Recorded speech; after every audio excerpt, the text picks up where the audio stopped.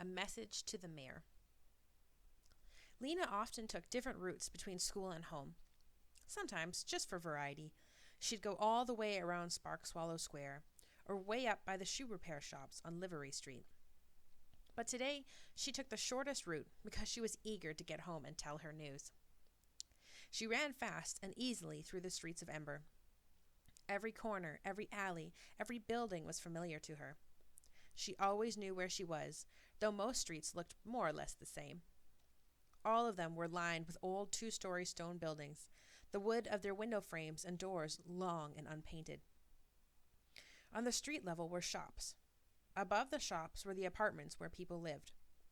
Every building, at the place where the wall met the roof, was equipped with a row of floodlights, big cone-shaped lamps that cast a strong yellow glare.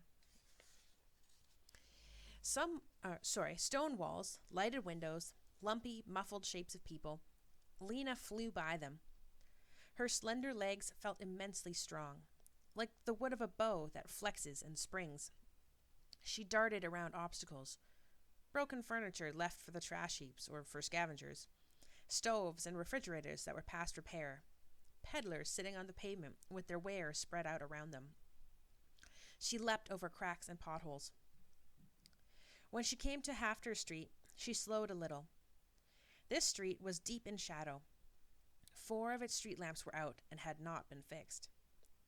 For a second, Leena thought of the rumor she'd heard about light bulbs, that some kinds were completely gone. She was used to shortages of things, everyone was, but not of light bulbs. If the bulbs for the street lamps ran out, the only lights would be inside the buildings. What would happen then? How could people find their way through the streets in the dark? Somewhere inside her, a black worm of dread stirred. She thought about Dune's outburst in class. Could things really be as bad as he said? She didn't want to believe it. She pushed the thought away. As she turned onto Budlow Street, she sped up again. She passed a line of customers waiting to get into the vegetable market, their shopping bags draped over their arms. At the corner of Oliver Street, she dodged a group of washers trudging along with bags of laundry, and some movers carrying away a broken table. She passed a street sweeper shoving dust around with his broom. I am so lucky, she thought, to have the job I want, and because of Dune Harrow, of all people.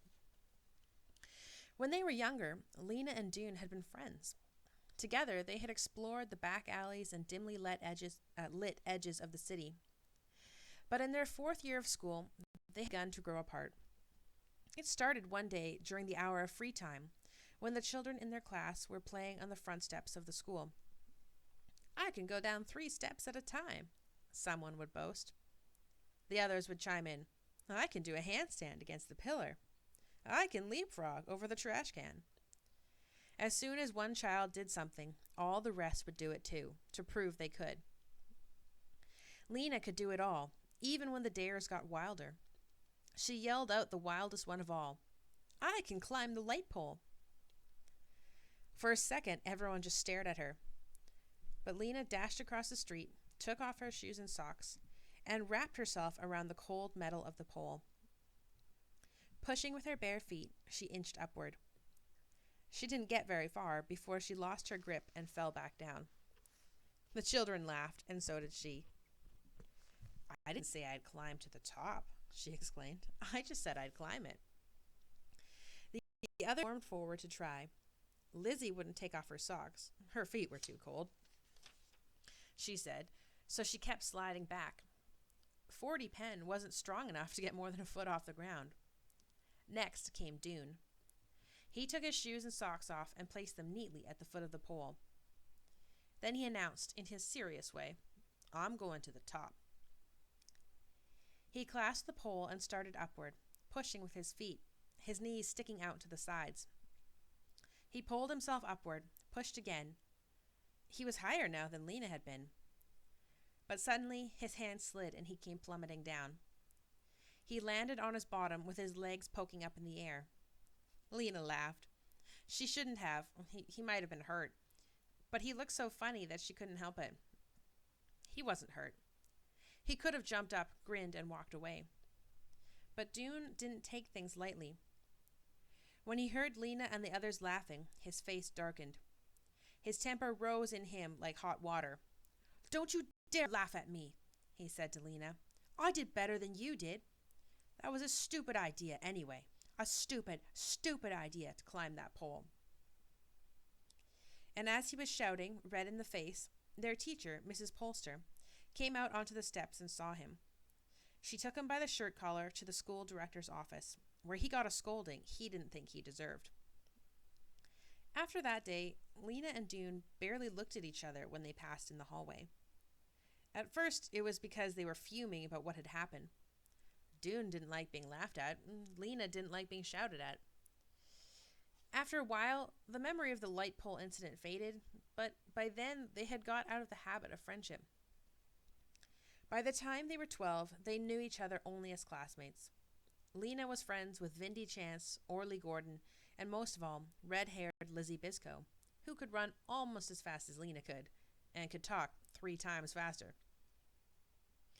Now, as Leena sped toward home, she felt immensely grateful to Dune and hoped he'd come to no harm in the pipeworks. Maybe they'd be friends again. She'd like to ask him about the pipeworks.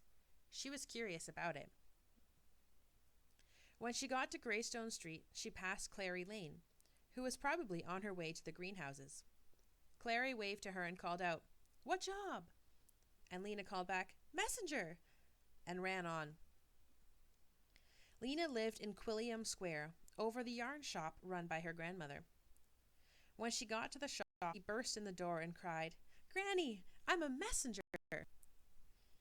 Granny's shop had once been a tidy place, where each ball of yarn and spool of thread had its spot in the cubby holes that lined the walls.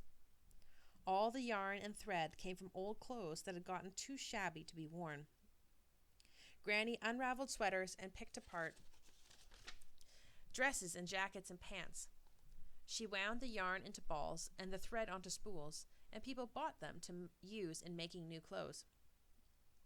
These days, the shop was a mess.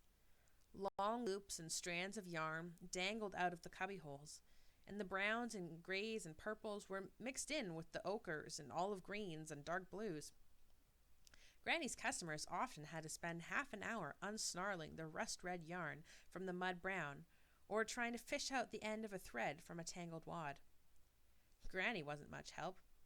Most days she just dozed behind the counter in her rocking chair. That's where she was when Leena burst in with her news. Leena saw that Granny had forgotten to knot up her hair that morning. It was standing out from her head in a white frizz. Granny stood up, looking puzzled. "You aren't a messenger, dear. You're a schoolgirl," she said. "But Granny, today was assignment day. I got my job, and I'm a messenger." Granny's eyes lit up, and she slapped her hand down on the counter. "I remember," she cried. "Messenger, that's a good job. A grand job. You'll be good at it." Leena's little sister toddled out from behind the counter on unsteady legs. She had a round face and round brown eyes. At the top of her head was a sprig of brown hair tied up with a scrap of red yarn.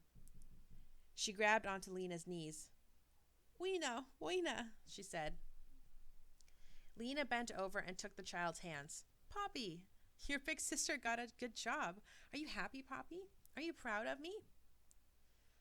Poppy said something that sounded like, "Happy, happy, happy."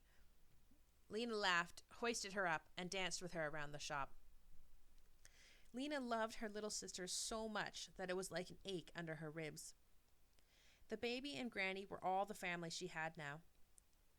2 years ago, when the coughing sickness was raging through the city again, her father had died.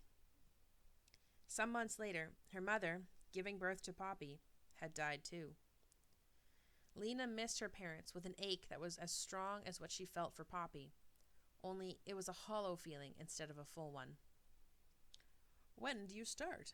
asked Granny. "Tomorrow," said Leena. "I report to the messenger station at 8 o'clock. "You'll be a famous messenger," said Granny. "Fast and famous." Taking Poppy with her, Leena went out of the shop and climbed the stairs to their apartment. It was a small apartment, only 4 rooms, but there was enough stuff in it to fill 20. There were things that had belonged to Leena's parents, her grandparents, and even their grandparents. Old, broken, cracked, threadbare things that had been patched and repaired dozens or hundreds of times. People in Ember rarely threw anything away. They made the best possible use of what they had. In Leena's apartment, layers of worn rugs and carpets covered the floor, making it soft but uneven underfoot. Against one wall squatted a sagging couch with round wooden balls for legs, and on the couch were blankets and pillows, so many that you had to toss them on the floor before you could sit down.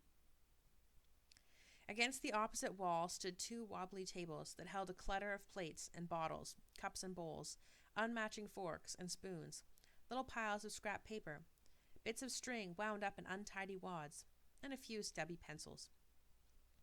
There were 4 lamps, 2 tall ones that stood on the floor and 2 short ones that stood on tables. And in uneven lines up near the ceiling were hooks that held coats and shawls and nightgowns and sweaters, shelves that held pots and pans, jars with unreadable labels, and boxes of buttons and pins and tacks. Where there were no shelves, the walls had been decorated with things of beauty: a label from a can of peaches, a few dried yellow squash flowers, a strip of faded but still pretty purple cloth. There were drawings, too. Leena had done the drawings out of her imagination. They showed a city that looked somewhat like Ember, except that its buildings were lighter and taller and had more windows. One of the drawings had fallen to the floor. Leena retrieved it and pinned it back up. She stood for a minute and looked at the pictures. Over and over, she'd drawn the same city. Sometimes she drew it as seen from afar. Sometimes she chose one of its buildings and drew it in detail. She put in stairways and street lamps and carts. Sometimes she tried to draw the people who lived in the city, though she wasn't good at drawing people. Their heads always came out too small, and their hands looked like spiders. One picture showed a scene in which the people of the city greeted her when she arrived, the first person they had ever seen to come from elsewhere. They argued with each other about who should be the first to invite her home. Leena could see this city so clearly in her mind, she almost believed it was real. She knew it couldn't be, though. The book of the City of Ember, which all children studied in school, taught otherwise. The City of Ember was made for us long ago by the builders, the book said. It is the only light in the dark world. Beyond Ember, the darkness goes on forever in all directions. Leena had been to the outer border of Ember. She had stood at the edge of the trash heaps and gazed into the darkness beyond the city, the unknown regions.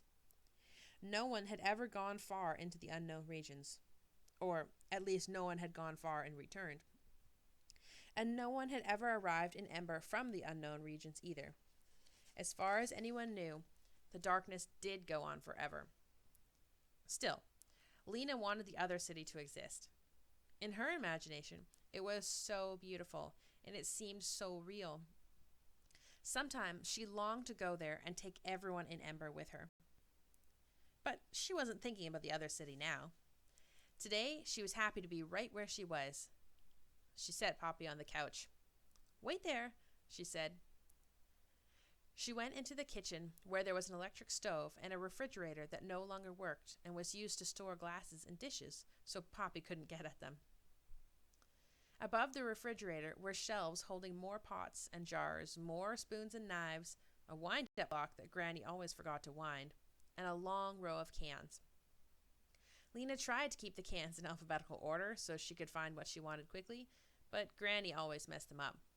Now, she saw, there were beans at the end of the row and tomatoes at the beginning.